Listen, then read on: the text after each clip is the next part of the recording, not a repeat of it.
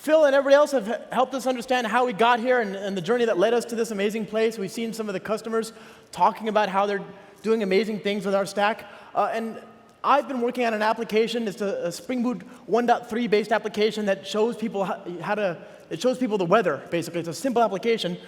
And the Spring Boot team, just in time for the amazing SpringOne Platform show, just last week, they released Spring Boot 1.4. And there's all sorts of cool stuff in there. So I'd like to add more features. I'd like to take advantage of some of those amazing features in Spring Boot 1.4. And I've asked my friend and the amazing Stephane Nicoll to give us a look at some of the features in Spring Boot 1.4, and he's going to help me understand what we can do to fix the application. Good morning, Stephane. Hey, how are you? Good, thanks. Did you get a chance to take a look at that app? I did. Okay. It's about time that we show some code. We should, absolutely. So, yeah, I need to log in first, you know. Right, naturally. I see. So you looked at it this morning then, right? A little bit earlier. Yeah. I understand. I think the application is running already. Okay.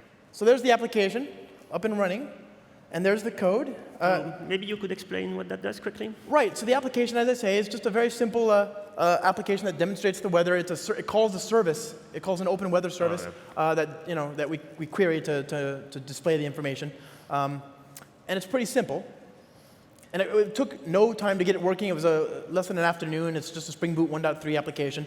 And I think it came off pretty nicely. What about you? Yeah, it's using all the default settings. So basically, you need to focus only on your code. You don't have any infrastructure. You'll see that there's no config in this app, really. So all you do is you place your static assets, your template, and everything will work. So by the way, I saw that you have some nice ASCII art in this app. Thank you. Did you see it? I love that. So this is actually one of my favorite features. Move over. Let me show you something. Hold on. This is my favorite ASCII artwork. I think you're the one who actually introduced me to it, and I've been using it in all my apps now. There's a few things I love people to see about this ASCII artwork that we should focus on in living color. Whoa. Meow. And then this is my favorite part. It's basically why we're here.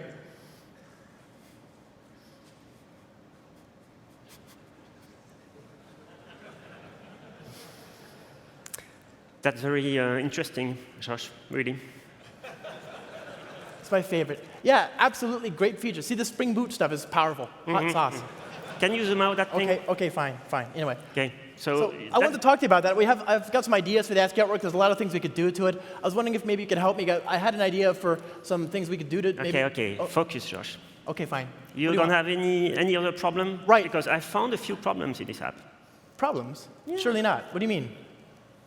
What's those numbers? Well, it looks fine to me. Those are the numbers in Fahrenheit. What's wrong with that? That's what's wrong with that. Oh.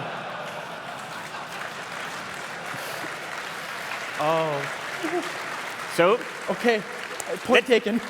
Let's fix that, right? Yeah. And first thing we could do is to use a Spring Boot and the DevTools feature. So that's going to bring you some interesting features on the development environment. First thing I'm going to do is I'm going to enable DevTools there, the live reload client, sorry. And this will connect the browser to my Spring Boot application, and the Spring Boot application will be able to send commands to the browser. So I can easily live reload as I'm seeing stuff, as I'm making changes. Exactly. So first thing we want to do, right, is to add Celsius. You know Celsius? Yeah, I've heard about it. OK, so we have a model here for this page, which only exposes this Fahrenheit temperature. And I'm going to, because I don't know how to migrate from Kelvin to Celsius, I have this new property now. And I need to use that property in my model, right? So this is the model. It's using the Mustache template engine. And currently, I'm only showing Fahrenheit. So let's actually show more stuff. And that's the name of the property, Celsius. And let's put the right. OK, so if I do that, eventually, I get the value, right? I don't have to restart the app. I don't have to refresh the browser. That's going to be updated automatically for me. It's very, very, very nice. Very cool. That was cool. I tried also to change those cities because it's a bit depressing, right? Well, I mean, I just change this app whenever I land in a city. I change it to reflect where I am. But what's wrong with that? It's not that bad. Well, how can I change the cities? Well, I just recompile the code. You're saying that? Is there something wrong with that? So is it in the controller or what? Yeah, it's in the controller. There's it's a property there. Nice. OK. So let's fix that. So instead, I'm going to use the Spring Boot configuration infrastructure to expose that hard-coded settings into a property that you can control outside of the code. So for that, I have already this property somewhere, right? So I'm going to add a new property. I'm going to call that locations. And I'm going to give it a default value so that it works out of the box, right? You don't have to do that, but... So anytime we bind a property that starts with app.weather.locations, exactly. This will update that. Exactly. Trying to make it easier to override the properties externally. Exactly. So now, because I did that, the property object is a regular bean that I can inject anywhere I want. So I'm going to do that. So that's probably weather app properties. This is it. Going to inject that and simply change this hard-coded value to locations. So that should still work eventually. Yeah, OK. Looks good to me. Except now, this is what I can do. I can go in my configuration. Let's put that a bit. And I have auto-completion right here. I see. So the auto-completion, if you know Spring Boot and you've used Spring Boot in the past, you know you have great auto-completion in the IDE, both for STS, IntelliJ IDE, and NetBeans. There's plugin for all of them. And actually, you can integrate your own properties if you want. Can I ask a question? Sure. How many of you use Spring Tool Suite? Spring Tool Suite? Good stuff. Great experience for Clips development. OK. So the only weather locations that matter, right, is my own. So, OK, this is it, right? Everybody happy? That's fine, certainly. That's very good. But don't you think maybe we should, given that we are in Las Vegas, don't you think we should include that as well? You're right. It won't tell us much, except it's crazy out, right? Right. So let's do that, and here it is. Fire.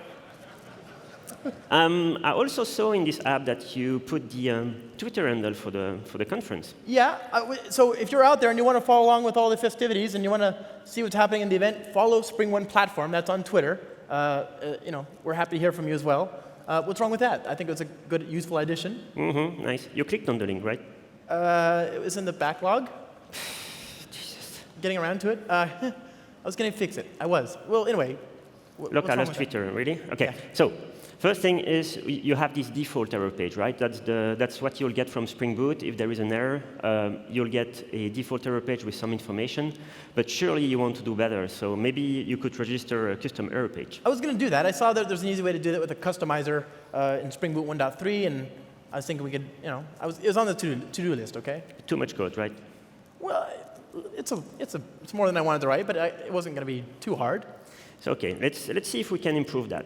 So we can as on 1.4, actually. So if you create an error directory into either the static assets or the templates, and after that, you create a page, an asset that has the same status code as the one you're trying to intercept, then Spring Boot will register the page automatically and will display that to you.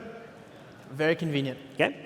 So that seems to be very focused on getting production-worthy defaults out of the box quickly. I like that. Exactly. That's new in 1.4? We're trying to improve that. It's new in 1.4. So every release, we try to bring new ideas from you guys.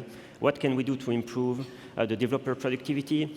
This is one of the things that we've done in 1.4. There's many more, and you'll have a chance to discover that at the conference. The other problem I had is I tried to compile a test, and now there is a compiler I wrote test, OK? Okay. Don't give me grief about that. I actually wrote test this time. I know we've had that talk before. Have you a test for the broken link? OK. I was going to get to that. That's what I thought. There's a test for me not writing a test. OK, so let's see. Let's see that test that actually breaks. And I want to show you a new feature in 1.4. What happened there? Yeah, I'm about to explain. Oh. It's deprecated now because we have a new test infrastructure in 1.4.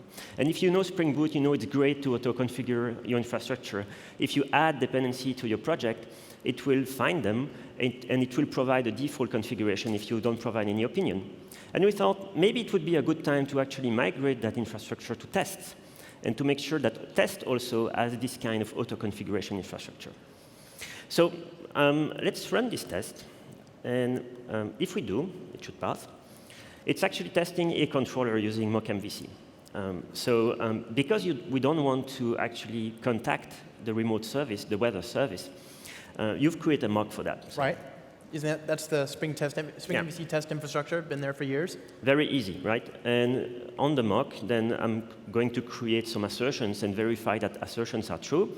And because I have many tests, I need to make sure that these assertions are reset at every test. So I have this code. So let's see what 1.4 does for you now. First of all, I don't want to start the whole container. I don't want to start the full Spring Boot application. I only want to focus on that particular controller. So I'm going to use a new annotation called WebMVC test, where I'm going to provide the controller that I want to use. If I'm typing that's right. Okay. So because it's a WebMVC test, I'm already saying it's web-related, so I can actually remove that.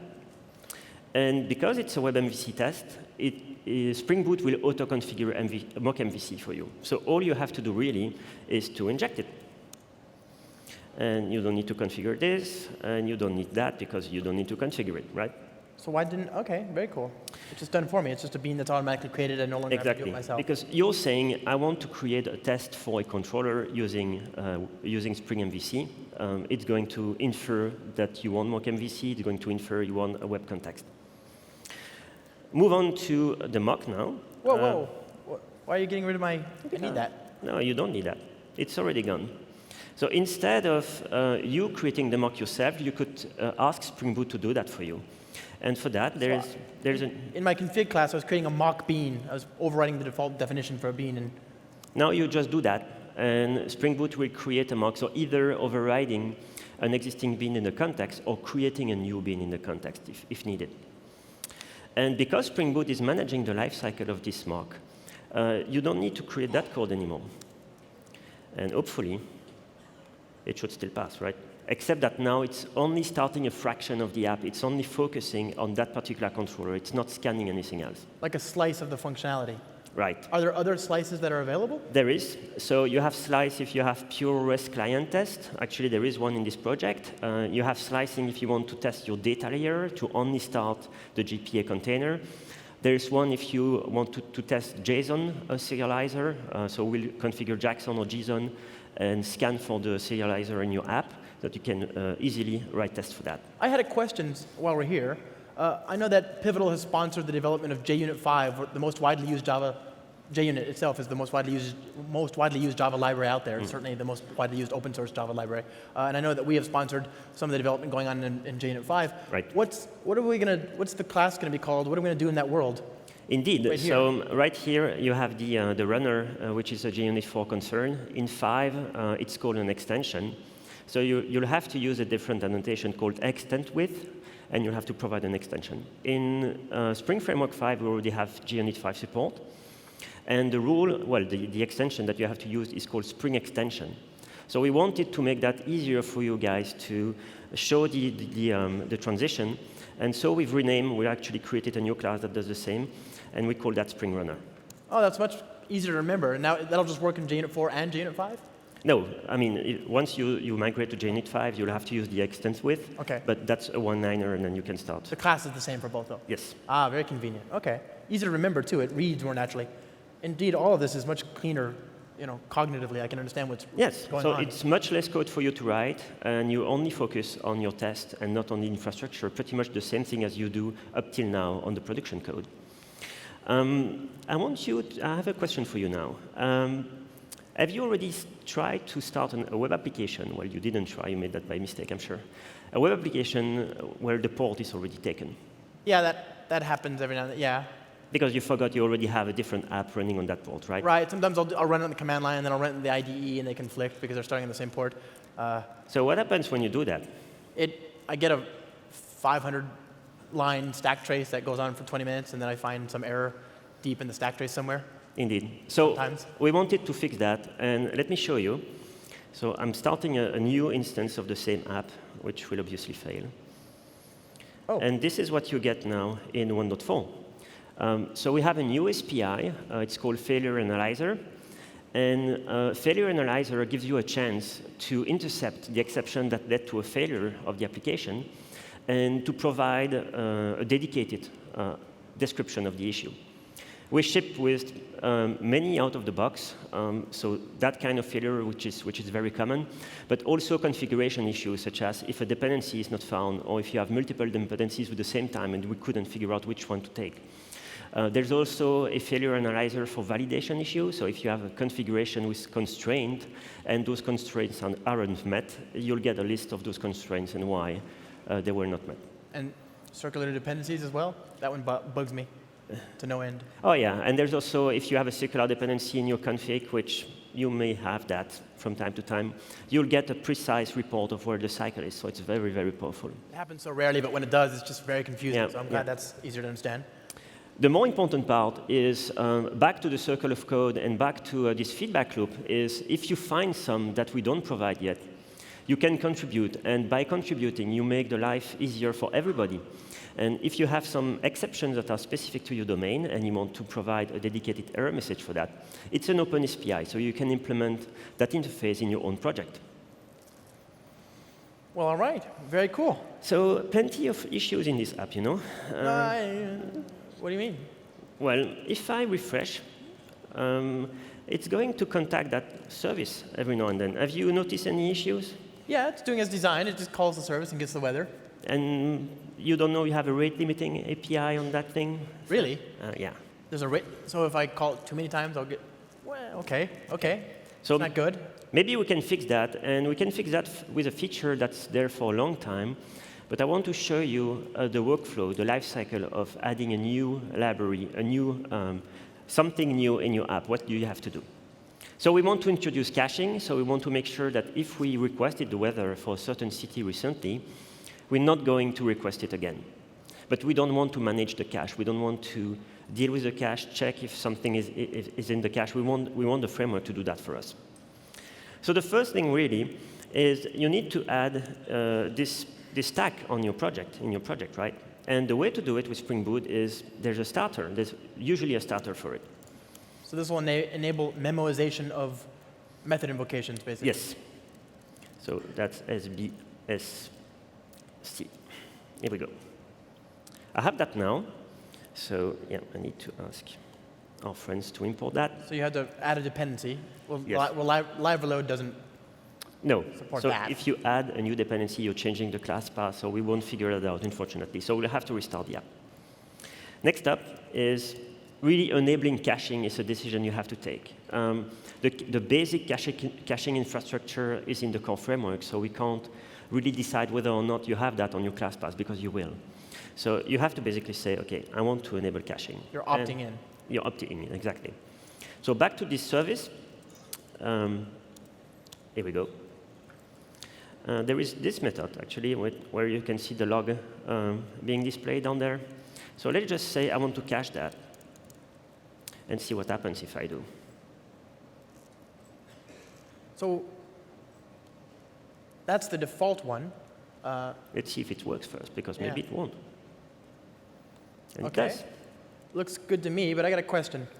What if, as weathers want to do, what if the weather should change? When does this get expired? When does that data become expired? Then you really need a real cache library. So right now what's happening is the starter doesn't bring any cache library because there's so many out there. We couldn't choose for you. This is a decision that you have to make, so you need to bring an extra cache library in the class path. We support really a wide range of technologies. So what's running right now is concurrent hash maps in memory, so it's very basic, no expiration, nothing. But you can go from this basic setup to very most advanced solutions, such as Gemfire and Apache Geode. Apache Geode, very cool. But I'm not going to do that. I'm going to use something instead, a different library that I'm sure you'll love, Josh. Why do you say that? Oh, I see what you did there. Right. I heard you quit. Is that true? It's true. But I still miss it with all my heart. So I'm adding a new cache library. Spring Boot will detect that, and instead of using the in-memory hash map, it's going to use a better library because it's available in your project. And what we want to do is, indeed, we want to make sure that if the entry is in the cache for a certain amount of time, we want to discard it so that we get a chance to actually refresh the value. Caffeine is actually a rewrite of Guava cache, and Guava has this system of spec. So you can write the spec in configuration. So I'm going to teach Spring Boot which settings it needs to apply for the cache. So I want to say I don't want more than 500 entries, and there is probably a typo there. There's a missing n.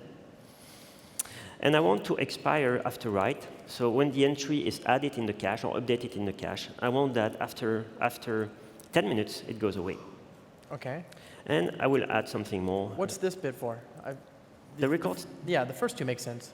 The record stats I'm going to show you in a minute. Okay. So new dependency, again, you have to restart the app. That's the only reason why you would have to restart. That's not happening every day, right? So here we go. So no changes to the code except for the dependency, and you've added a property. OK, and now I can show why the record start is interesting. Spring Boot will detect that and will automatically expose metrics about your cache. So you can see right now that the miss ratio, is 75%.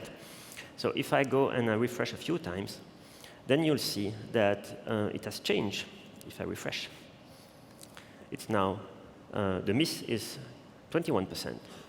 So this is also a case where Spring Boot is actually adding value on top. So we not only will auto-configure the caffeine cache manager for you, but we will realize that down the road and also expose metrics if they are available. So this is one of my absolute favorite features. This is the Spring Boot actuator, about which Phil just spoke a little bit. I love the actuator because it makes it dead simple for an organization to stand up information about the running process on each host and each node so that you can then corral that into centralized monitoring infrastructure. Right. And the platform, for example, can take advantage of that. I really love it. And actually, this brings me to something I wanted to talk to you about.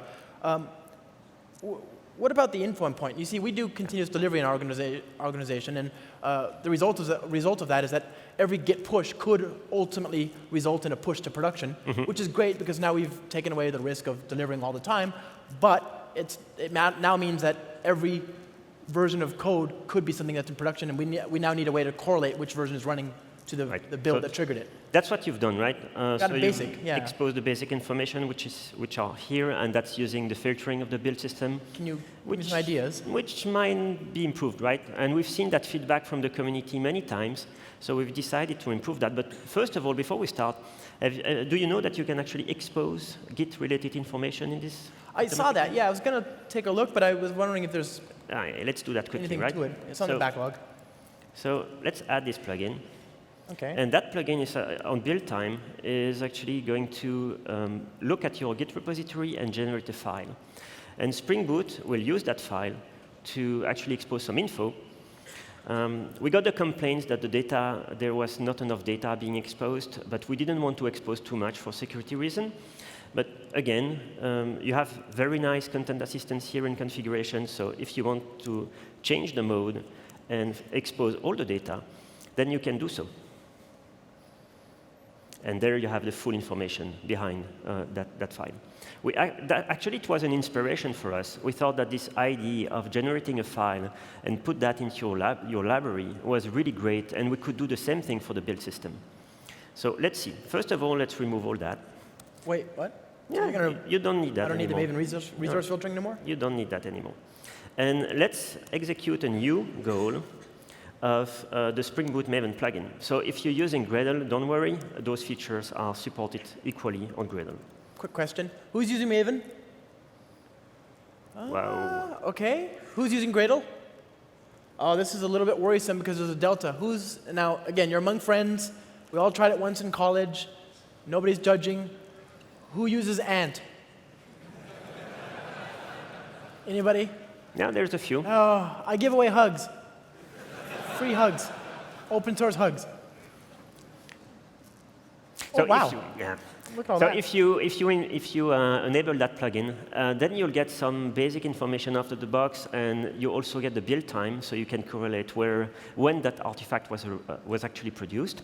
And the nice thing about it is, if you need extra properties, you're not actually using the filtering system of the build, but you actually put that information in the build script itself. So let me show you that. Let's see that I want also to expose the Spring Boot version that this application is using. And the Spring Boot version right now is actually only available here in the parent POM. So I want to refer that right in the build system. So let's configure the plugin. configuration. Then I have this additional property thing. I'm going to expose a new namespace called versions, and I'm going to use Spring Boot as the name of the key.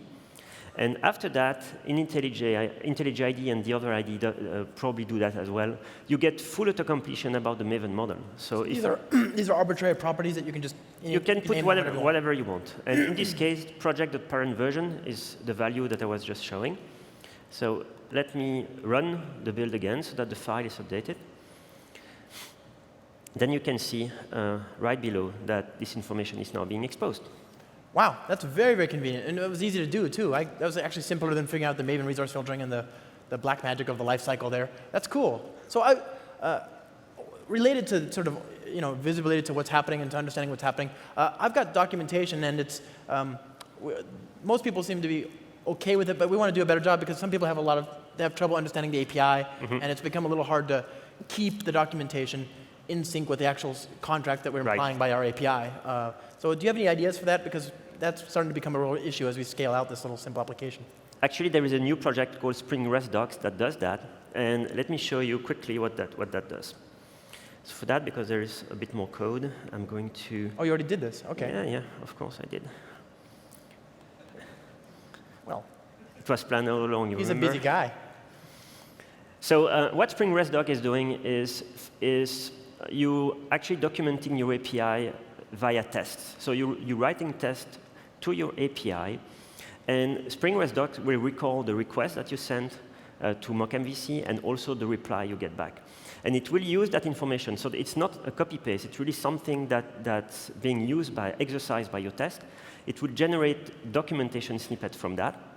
And then the only thing you have to do, really, is you have to write this you have to write some content, basically what the API does, what kind of features does it serve, and for all that may be outdated, you actually include generated snippets. So I have human-readable text written in ASCII Doctor, which is meant for human language, human prose. Exactly. And then the automatic generated snippets that document my API for me. So you're not copy-pasting a list of attributes anymore.